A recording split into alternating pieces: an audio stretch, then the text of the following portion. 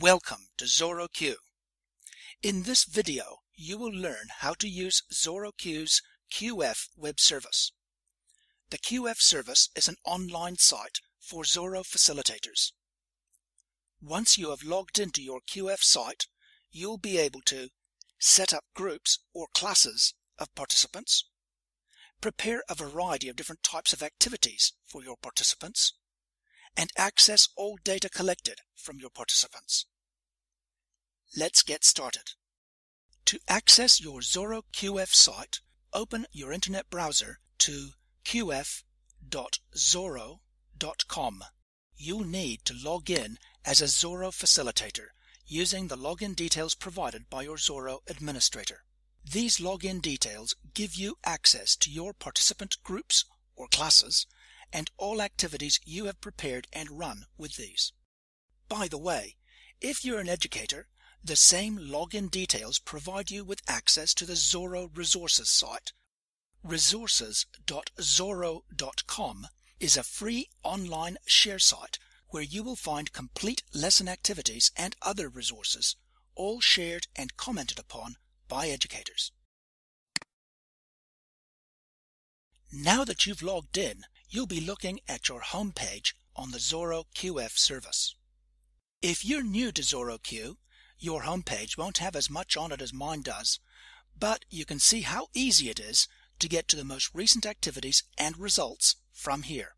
My home page presents me with links to activities which are currently running, links to the most recently prepared activities, and finally, at the foot of the page, links to results for activities which have been recently run. Clicking on any of these links will open the activity or results report in question. In the case of recently prepared activities, you can launch the activity directly from this page as well.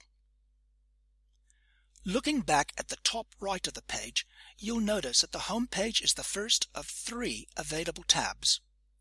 The other 2 tabs, labeled Activities and Participants, will take you to sections of the QF site where you can prepare activities in advance of running them or prepare groups of participants. We're going to start by preparing a group of participants, so we'll press the Participants tab. Looking at the Participants page, it's again probable that you won't have as many participants set up yet as I have, but it won't be long before your Participants section in QF starts looking like this too. Adding a participant on its own is very straightforward. Just press the Create Participant button and complete the form.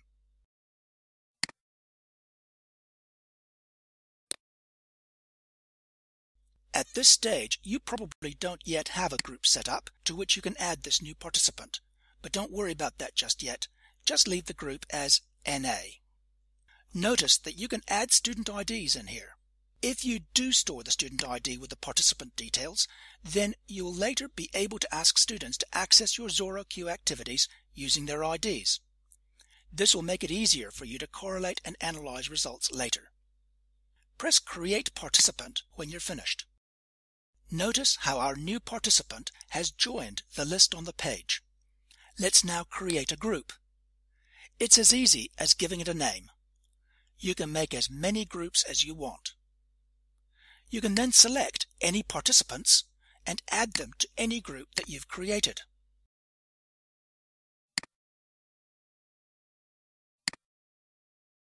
Another way of achieving the same end, only far faster, is to import a complete group of participants.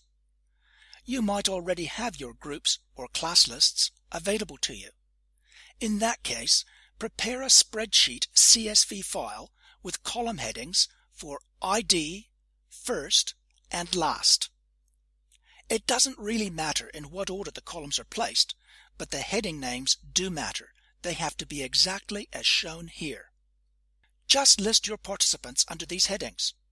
Remember to include ID if you can, as this will definitely save you time later. I have saved my list as a CSV file, and I'm now going to show you how easy it is to import this into Xorro-Q. Press the Import Participants button. Remember to select the group into which you want to place the imported participants and then browse for your CSV file and press Load. You should now see a form appear in which all of your participants are listed. If you're happy with the data as shown, press the Import button at the foot of this form, and this will then import all of the participants into the target group. Xorro allows participants to belong to multiple groups while keeping their individual identities. Xorro will let you know where an existing participant record is added to a group instead of being imported again, so you don't have to worry about creating duplicates. You now know how to import participants either one at a time or en masse, and how to organize these into groups or classes. You should already be familiar with using Xorro-Q's Quick Launch Toolbar to ask instant questions in class anytime you want, and be able to use participants' responses with other applications on your computer. Now you'll be able to select the groups you've created when starting class, and you can be sure that data collected is correctly assigned to each student. The next video will deal with using Xorro-Q's QF web service to prepare activities in advance. You'll be able to use Xorro-Q to deliver these activities to your groups.